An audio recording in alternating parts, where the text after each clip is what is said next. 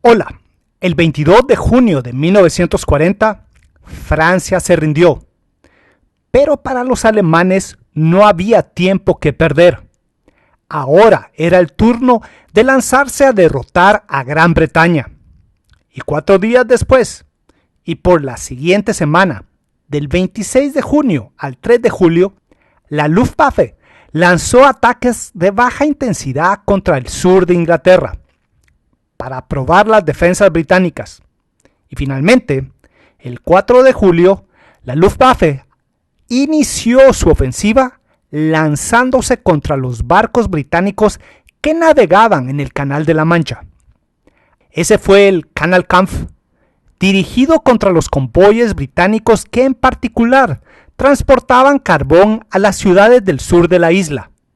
Por otra parte, en ese momento, los mandos británicos solo asignaron un mínimo de escuadrones de cazas para la protección de los convoyes, y las pérdidas de barcos comenzaron a acumularse, hasta que finalmente la Armada Británica suspendió por completo a los convoyes de carbón y envió esa carga por tren.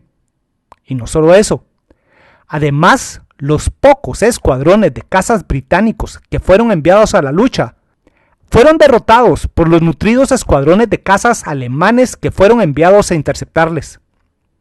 Sin lugar a dudas, fue un primer triunfo para los alemanes. Y estos extendieron su ofensiva aérea tierra adentro, atacando pistas aéreas y otros blancos en el sur de Inglaterra.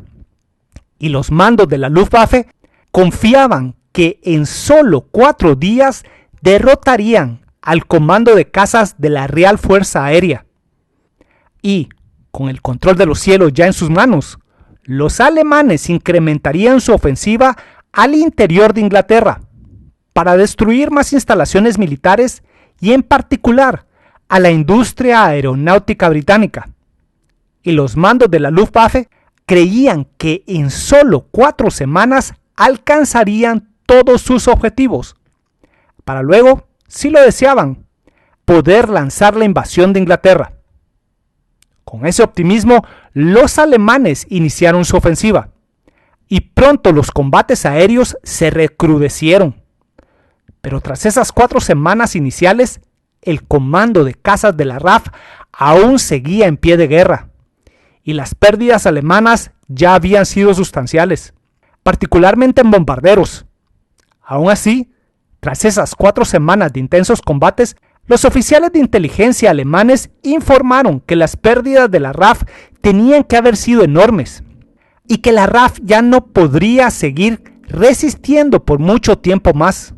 Así, el 6 de agosto, el mariscal Goering y sus comandantes finalizaron los planes para el Aldertag, el Día del Águila, un asalto total para acabar con lo que quedaba de los cazas británicos. Y por segunda vez, cuando finalizaron sus planes, le aseguraron a Hitler que la destrucción del comando de cazas de la RAF solo tardaría 4 días. Una semana después, el plan fue puesto en marcha.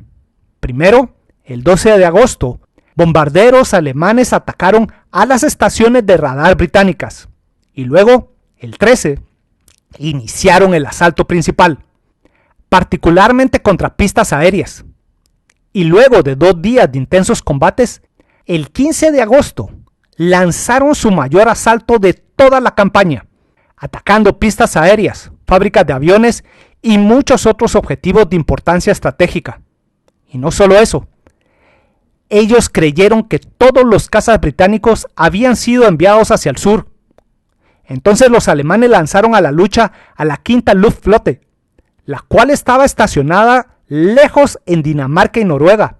Pero en lugar de hallar un cielo despejado sobre Inglaterra, los bombarderos de esa agrupación y los pocos Messerschmitt 110 que les habían escoltado fueron atacados por nutridos grupos de cazas británicos y terriblemente diezmados. Y la Quinta Luftflotte nunca más volvió a atacar con una fuerza sustancial a Inglaterra. Y eso no es todo.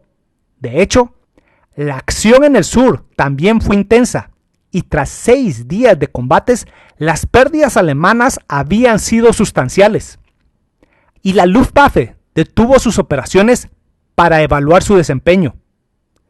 Y como una muestra de las pérdidas que ya había sufrido, el 18 de agosto, tras 6 semanas desde el inicio de la campaña, todos los escuadrones de bombarderos Ju-87 Stukas fueron retirados de la lucha, porque incluso con escoltas, estos bombarderos estaban sufriendo pérdidas espantosas.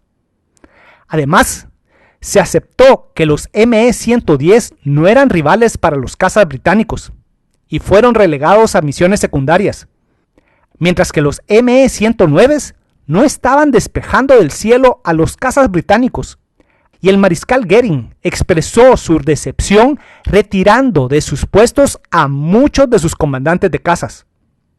Un análisis sobrio de la situación tendría que haberle indicado a los mandos de la Luftwaffe que, tras 6 semanas desde el inicio de la ofensiva, la campaña era un desastre.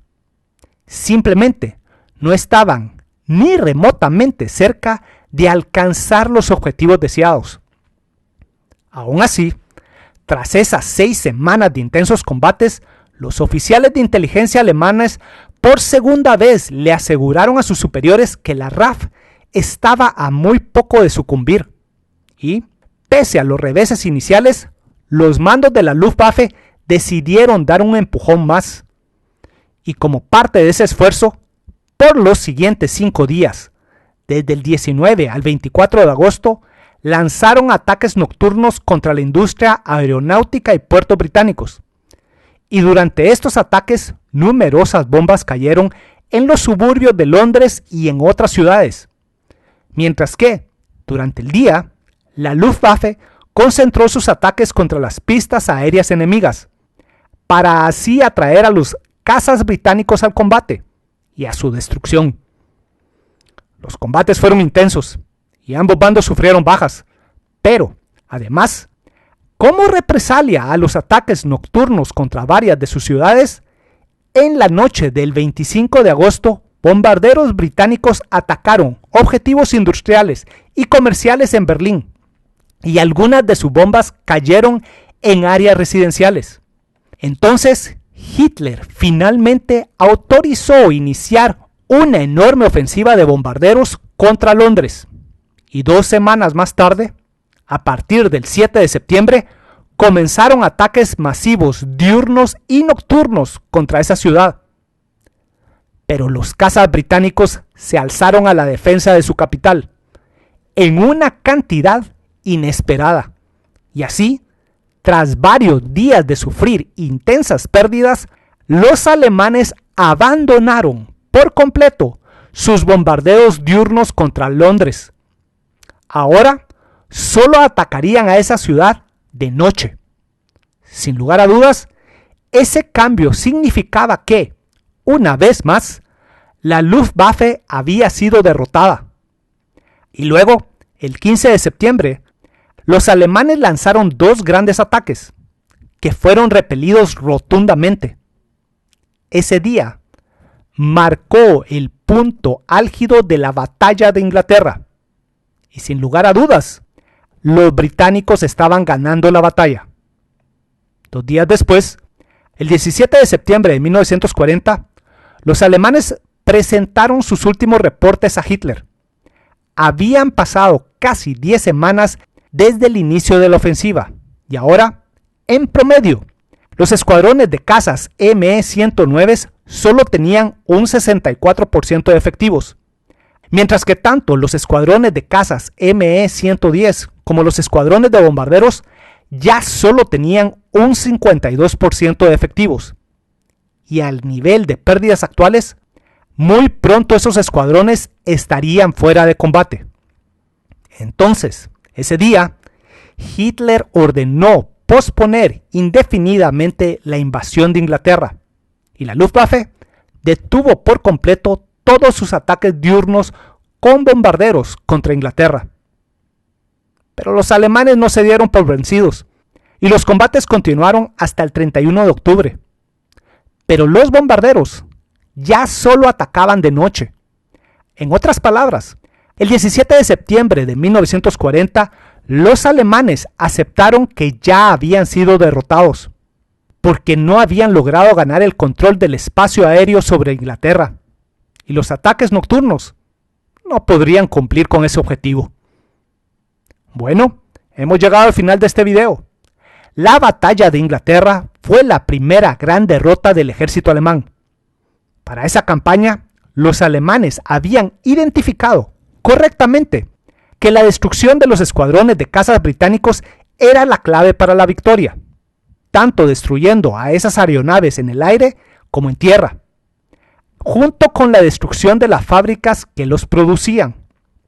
Para lograrlo, los bombarderos alemanes se lanzaron contra pistas aéreas, fábricas de aviones, depósitos de suministros y estaciones de radar. Y con esos ataques también esperaban atraer a los cazas británicos a su destrucción. Precisamente, los cazas alemanes tenían dos misiones. Algunos escuadrones escoltarían de cerca a los bombarderos, pero esa era una misión que no era muy apreciada por los pilotos de caza alemanes, porque ellos se veían obligados a volar y maniobrar a velocidades muy reducidas para permanecer con los bombarderos, y eso les dejaba vulnerables a los ataques de los cazas británicos.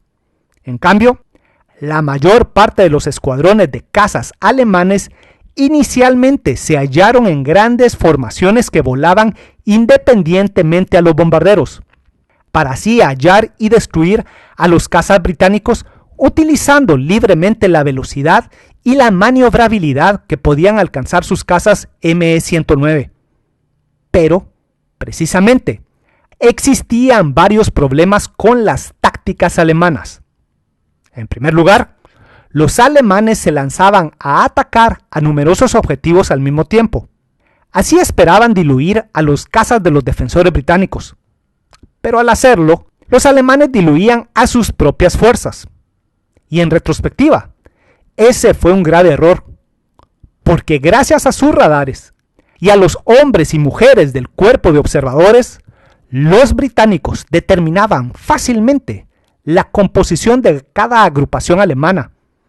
Y con esa información, los comandantes británicos podían evitar fácilmente a los grandes grupos de cazas alemanes que realizaban las misiones de búsqueda y destrucción. Y en lugar de atacar a aquellos, concentraban al grueso de sus recursos contra los vulnerables bombarderos y sus escoltas cercanos. En directo contraste, los alemanes nunca tuvieron un control centralizado similar y, por lo tanto, sus grupos de cazas que viajaban independientemente a menudo retornaban a sus bases sin haber hallado a un solo caza británico, mientras que sus bombarderos y sus escoltas sufrían graves pérdidas. Y finalmente, no solo los comandantes británicos podían elegir cuándo y dónde pelear, pero además la industria aeronáutica británica nunca estuvo cerca de ser destruida, y los aviones y pilotos de reemplazo arribaban regularmente para cubrir las bajas. Los escuadrones de cazas británicos nunca se hallaron por debajo del 64% de efectivos. Y con respecto al número de pilotos de cazas, al comienzo de la campaña, en julio de 1940, la RAF tenía a 1.200 pilotos de cazas. A principios de agosto, en el apogeo de la acción, ya eran 1.400 pilotos. Y en octubre, la cifra había ascendido a 1.600.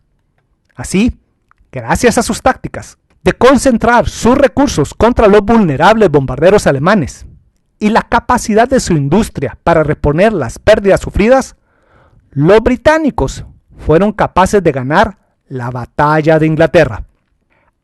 Bueno, hemos llegado al final de este video y en el próximo nos dirigiremos hacia la batalla del Somme de 1916 y en esa acción veremos la enorme importancia que tiene en los ejércitos modernos el triage, una forma muy útil para asegurarse que la mayor cantidad posible de heridos que arriban de un campo de batalla a los centros asistenciales puedan sobrevivir. Espero que este video les haya gustado Y si les gustó, estoy seguro que les van a gustar el contenido y la narración de mis libros que tengo a la venta con la editorial Almuzara y con Amazon. Y también, si desean, pueden apoyarme por medio de mi cuenta de Patreon. Y siempre le agradezco mucho a mis Patreons por su patrocinio hacia el trabajo que realizo. Atentamente, Víctor Aguilar Chan.